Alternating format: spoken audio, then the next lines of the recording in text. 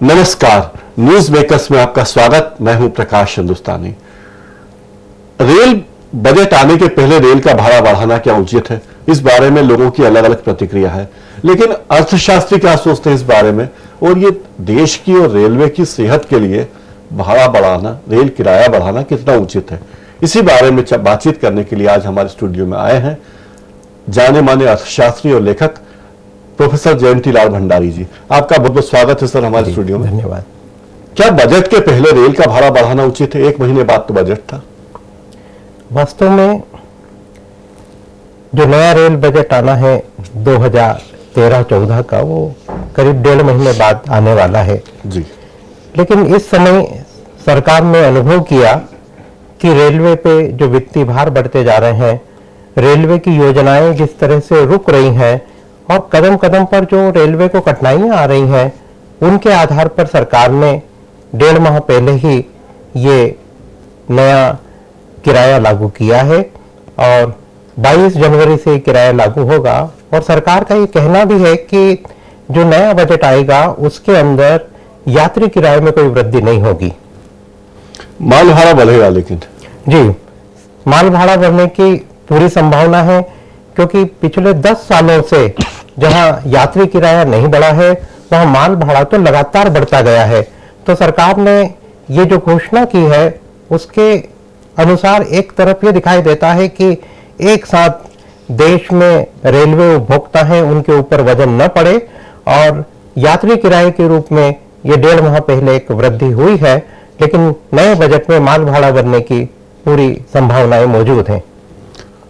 ऐसा लगता है कि इस देश में केवल रेल भाड़ा बढ़ने पर और पोस्ट कार्ड की कीमत बढ़ने पर लोगों को आपत्ति होती है।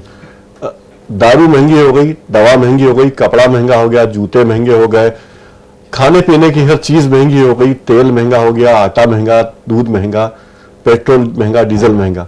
लेकिन जब भी रेलवे का भाड़ा किराया बढ़ता है या पोस्ट कार्ड महंगा होता है तो सारे लोग पिल पड़ते हैं सरकार के ऊपर कि महंगा हो गया, गरीब आदमी क्या करेगा। क्या गरीब आदमी केवल 2 ही काम करता है, पोस्ट कार्ड लिखता है और रेल में यात्रा करता है? वास्तव में रेल को लोग इसी निगाह से देखते हैं, और जिन्हें बार बार आम आदमी कहा जाता है उसके बारे में यह कल्पना की जाती है कि वो विरोध करेगा, न करता हो तो भी ऐसा प्रतीत होता हुआ दिखाई देता है। लेकिन वास्तव में हम ये देखें कि जिस तरह से देश में रेल एक अनिवार्य आवश्यकता बन गई है यातायात के लिए और माल परिवहन के लिए, उस दृष्टिकोण से हमारे देश की रेलवे बहुत पीछे है। पिछले 10 साल के आंकड़ों को देखें तो यात्री किराए के अंदर वृद्धि नहीं हुई है, लेकिन माल भाड़ा बराबर बढ़ता रहा है। और इन 10 सालों के अंदर जिस तरह से हम महंगाई देखें और जिस तरह से खर्चे देखें, अर्थव्यवस्था के दृष्टिकोण से भी हम देखें, तो पाते हैं कि जहां यात्री किराए में वृद्धि नहीं हो रही है, उससे लगातार रेलवे को बड़ा घाटा होता जा रहा है। और जब हम तुलना करते हैं कि दूसरी वस्तुओं के मूल्य तो बढ़ गए लेकिन रेलवे के अंदर यात्री किराया नहीं बढ़ा, तो इसके पीछे कहीं न कहीं जो रेल मंत्री रहे हैं उनकी ये मानसिकता रही कि किसी भी कीमत पर रेल में यात्री किराए के अंदर वृद्धि नहीं की जाए, और इसी मानसिकता के कारण पिछले 10 सालों के अंदर रेल में यात्री किराए में वृद्धि नहीं हुई है। लेकिन यात्रियों में प्रथम श्रेणी एसी, द्वितीय श्रेणी एसी, तृतीय एसी, सबके दाम बढ़े, केवल साधारण क्लास के टिकट के दाम नहीं बढ़े। ऐसा क्यों हुआ? यदि हम देखें और ये विश्लेषण करें कि रेलवे में जो उच्च दर्जे के यात्री यात्रा करते हैं उनके किराए के अंदर वो सेकंड एसी भी है, फर्स्ट एसी भी है, और अन्य जिस तरह के उच्च श्रेणी की यात्राएं हैं उनमें तो किराए में, यात्री किराए में वृद्धि होती रही।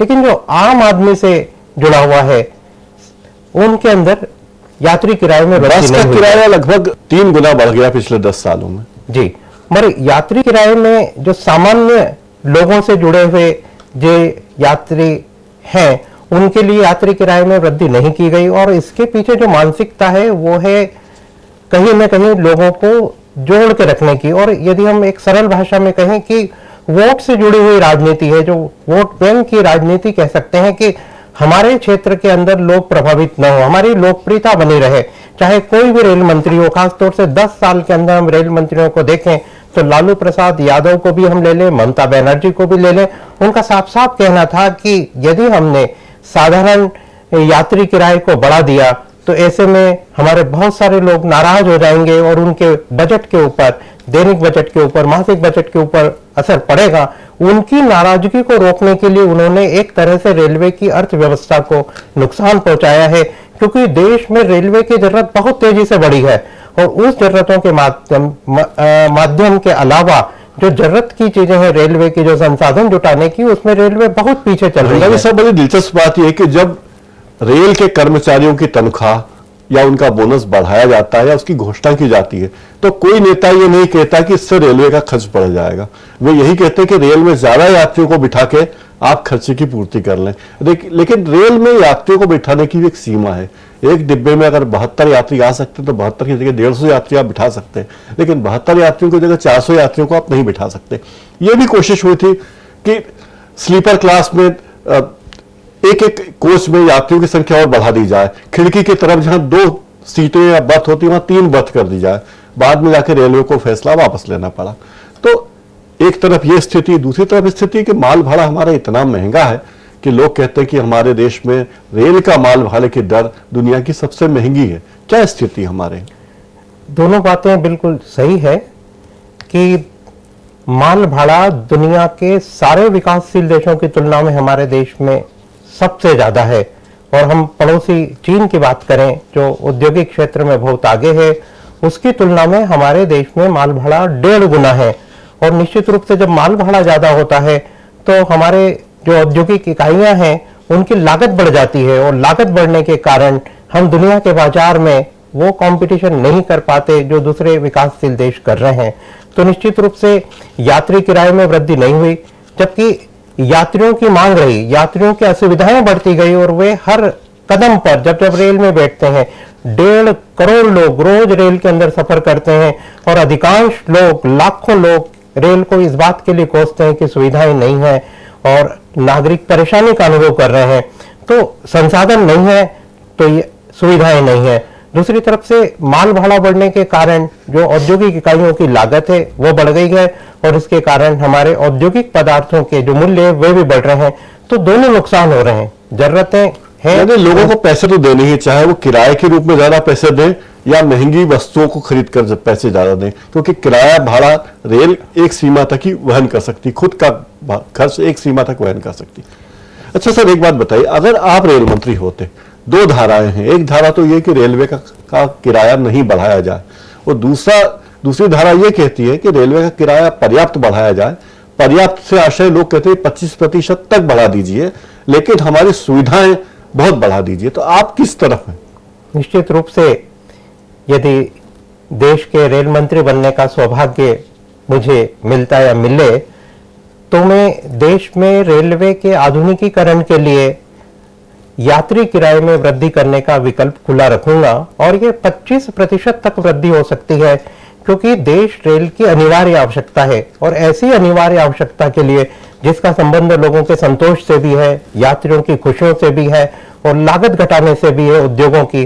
तो ऐसी स्थिति के अंदर कहीं न कहीं देश में आधुनिकीकरण के लिए अनिल काकोडकर की जो रिपोर्ट है आधुनिकीकरण की, सैम पित्रोदा की जो रिपोर्ट है आधुनिकीकरण की, वे एक लाइन से ये बात कह रहे हैं कि देश में रेलवे के अच्छे भविष्य के लिए और लोगों को सुविधाएं देने के लिए रेल भाड़े में वृद्धि की जानी चाहिए। और 10 साल में जो नहीं हुई है उससे रेलवे के ढांचे पे, बुनियादी ढांचे पे, रेलवे की सुविधाओं के ऊपर बहुत बुरी तरह से असर गिरा है।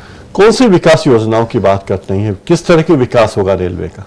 वास्तव में रेलवे के विकास के अंदर रेलवे का जो बुनियादी ढांचा है, सिग्नल्स हैं, रेलवे की पटरियां हैं और रेल की जो सुविधाएं हैं, हम पिछले साल की बात करें कि पिछले साल इनकी आवश्यकता के लिए 61,000 करोड़ रुपए की व्यवस्थाएं सोची गई थी, लेकिन पिछले साल केवल 51,000 करोड़ रुपए की व्यवस्थाएं जुटाई गई। ये रेलवे की बहुत बड़ी चिंता है कि विकास योजनाएं तो बहुत बढ़ रही है और सबसे ज्यादा विकास योजनाएं बनी जब लालू प्रसाद यादव देश के रेल मंत्री थे।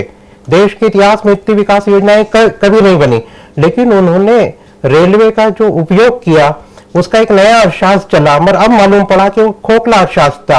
उन्होंने कहा कि गाय को जितना धोना है उतना धोते रहें, और उतना धोने का काम पहले नहीं हुआ है। तो उस अर्थशास्त्र के ऊपर वो चले, लेकिन बाद में मालूम पड़ा कि रेलवे की अर्थव्यवस्था तो खोखली हो रही है। कितनी खोखली हो रही है, मैं इसकी भी बात आपको बताना चाहूंगा। एक लेमेन की भाषा में करें कि आज 2013 की शुरुआत में यदि रेलवे को 100 रुपए प्राप्त हो रहे हैं तो रेलवे के खर्चे हैं 110 रुपए। तो देश और दुनिया में ऐसी स्थिति कभी नहीं हो सकती है कि आमदनी तो लगातार घटे और व्यय बढ़ते रहे, और यही दुर्भाग्य रेलवे के साथ में दिखाई दे रहा है। ये भी लोग कहते हैं कि रेलवे के पास अपने दूसरे संसाधन बहुत ज्यादा हैं, बहुत जमीनें हैं जहां पर कमर्शियल कॉम्प्लेक्स बना सकते हैं। रेलवे की अपनी टेलीकम्युनिकेशन सिस्टम, उसका फायदा उठा सकते हैं, उसको कमर्शलाइज कर सकते हैं। किस सीमा तक, कहां तक इसका बाजारीकरण कर सकता है रेलवे? निश्चित रूप से रेलवे देश की आर्थिक और सामाजिक जरूरत भी है। ममता बनर्जी ने विजन 2020 मिशन 2020 घोषित किया, और उसके अंदर यह भी कहा गया कि रेलवे के जो संसाधन हैं, जमीनें हैं, उनका व्यावसायिक उपयोग होगा। लेकिन हम देखें कि ये विजन, रेलवे का विजन 2020 लागू होने के बाद में भी अभी तक कहीं उसका 10% भी कहीं व्यवहारिक रूप में दिखाई नहीं दे रहा है। वे सारी असफलताएं दिखाई दे रही हैं, और ये बिल्कुल साफ है कि यात्री किराए में यदि कुछ वृद्धि होती और लगातार 10 साल से कुछ होती रहती तो निश्चित रूप से रेलवे की आमदनी बढ़ती और उतना घाटा नहीं होता। कितना घाटा है आप ये देखें कि इस साल 2012-13 के अंदर रेलवे को 25,000 करोड़ रुपए का नुकसान होने जा रहा है। ये बहुत बड़ा घाटा है, और इसकी पूर्ति के लिए यदि कुछ यात्री किराए बढ़ाए जाते हैं तो उसका स्वागत ही होना चाहिए। कहीं ऐसा तो नहीं कि इस तरह किराए बढ़ाने, इन सब का विरोध करने के पीछे एक कारण ये कि रेलवे का निजीकरण किया जाए? ऐसा कोई षड्यंत्र है क्या? रेलवे का निजीकरण, ऐसा कोई षड्यंत्र मुझे तो नहीं दिखाई देता, लेकिन जो विरोध हो रहा है इस किराए बढ़ाने का, वो विरोध यही हो रहा है कि आम आदमी और महंगाई में आ जाएगा। आम आदमी जो रेलवे से यात्रा करता और परेशान हो जाएगा, और ऐसे करोड़ों लोगों की एक कल्पनातीत परेशानी को ध्यान में रखते विरोध हो रहा है। वस्तुतः यदि रेलवे की आय बढ़ेगी तो उससे रेलवे के अंदर सुविधाएं बढ़ेगी।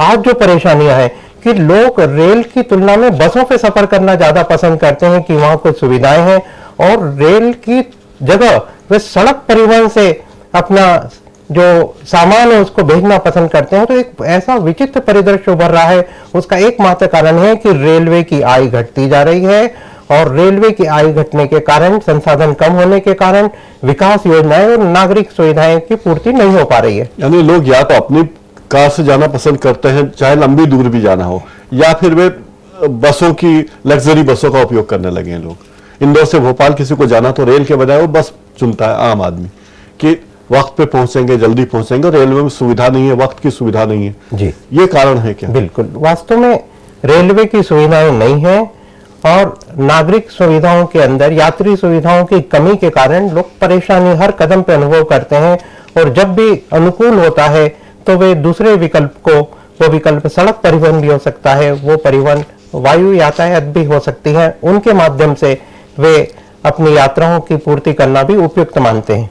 एक अर्थशास्त्री ने कहा है सर कि अगर आपको किसी एक क्षेत्र का विकास करना है तो वहां भले उद्योग धंधे न खोल पाए, वहां बड़े फैक्ट्री कल कारखाने न खोल पाए, कोई बात नहीं, आप वहां रेलवे ले जाइए तो अपने आप उस क्षेत्र का विकास हो जाएगा। अगर हम करें मध्य प्रदेश की बात, जहां बड़वानी, खरगोन इलाके में अगर उन शहरों से रेल लाइन गुजरती है तो वहां का विकास अलग तरीके से हो जाता है। क्या ये सही है बात? वास्तव में रेल न केवल परिवहन का माध्यम है, वरन जनजीवन को जोड़ने का माध्यम है। रेल देश के आर्थिक विकास का माध्यम है, और खास तौर से पिछड़े क्षेत्रों के विकास का भी माध्यम है। तो रेल का विकास तो देश का विकास कहा जाना चाहिए। और कई नई रेल लाइन बिछाने की परियोजनाएं सरकार के पास है जो जिन पर अमल नहीं हो रहा है। तो क्या ये धन की कमी के कारण है या सरकार में संकल्प की कमी है? सरकार के पास तो संकल्प की कमी नहीं है, क्योंकि योजनाएं लागू करना सरकार की एक अनिवार्य आवश्यकता बन जाती है। लेकिन जब संसाधन नहीं होते हैं तो संसाधन नहीं होने के कारण वे योजनाएं आगे बढ़ जाती हैं। सरकार चाहती है, लोक कल्याण भी चाहती है लेकिन संसाधनों की कमी के कारण योजनाएं आगे बढ़ जाती हैं और फिर अगले बजट में ऐसी नई योजनाएं ले ली जाती हैं जिनका पूरा होना भी बहुत कम संभावित दिखाई देता है। तो कुल मिला के ये एक परिदृश्य उभरता है कि संसाधन यदि रेलवे के पास बढ़ेगी तो सुविधाएं भी बढ़ेंगी और विकास की गति भी बढ़ेगी। रेल के बजट के बारे में लोग ये कहते हैं कि रेल बजट आने ही वाला था, इतने कम समय में क्यों बढ़ाया गया। बार बार यहीं पर आकर लोगों की सुई अटकती है कि 1.5 महीने बाद ही तो बजट आ रहा है। 1 महीना और कुछ दिन 22 फरवरी को बजट पेश होगा। तो ये बताएं सर कि क्या सरकार एक दिन भी सर्वाइव नहीं कर सकती? जो बात सरकार पे इतना धीरज नहीं बचा था, ये सवाल मैंने पहले आपसे किया था अभी, लेकिन ऐसी क्या मजबूरी कि क्या सरकार, अगर मान लो खर्चा होता, घाटे में जाती रेलवे, तो उसकी पूर्ति कौन करता? वास्तव में रेलवे के घाटे की पूर्ति करना तो सरकार की जिम्मेदारी होती है, केंद्र सरकार की जिम्मेदारी है। लेकिन अभी करीब 1.5 महीने पहले जो यात्री किराए में वृद्धि की गई है, इसका एक बड़ा मनोवैज्ञानिक पक्ष है, हम कह सकते हैं, भावनात्मक पक्ष भी कह सकते हैं कि बजट के अंदर दूसरी वृद्धियां होगी, खासतौर से माल भाड़े के अंदर वृद्धि होगी, शुल्कों में वृद्धि होगी।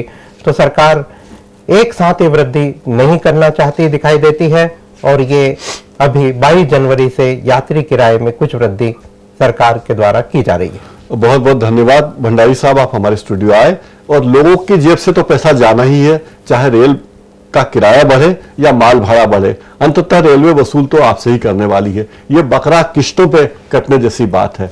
न्यूज मेकर्स का ये प्रोग्राम आप YouTube पर जाकर भी देख सकते हैं। YouTube का URL आप स्क्रीन पर नीचे पढ़ सकते हैं और YouTube की साइट पर जाकर वो एड्रेस टाइप करने पर आप ये प्रोग्राम देख सकते हैं। न्यूज मेकर्स में फिलहाल इतना ही। नमस्कार।